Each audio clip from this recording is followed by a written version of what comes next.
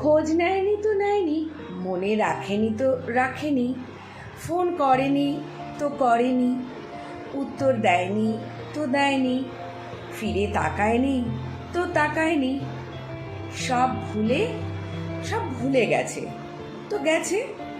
তাই বলে কি নিজেকে বিষণ্ণতায় সমুদ্রে ডুবিয়ে ফেলতে হয়? হাসতে ভুলে যেতে হবে? আত্মসম্মান বিসর্জন দিয়ে মিনতি করতে হবে? বারবার বিতাড়িত হওয়ার পরেও অপেক্ষা করতে হবে? পায়ে পড়তে হবে? নিজের ভালো থাকাকে একটা সস্তা বানিয়ে ফেলতে হবে যা অন্যের ওপর নির্ভরশীল হয়ে পড়বে? বিষয়টা নিয়ে একটু ভাবতে হবে।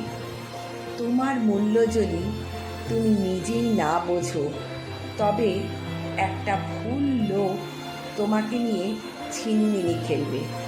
এটা তো স্বাভাবিকই, তাই না? এটা মাথায় রাখতে হবে।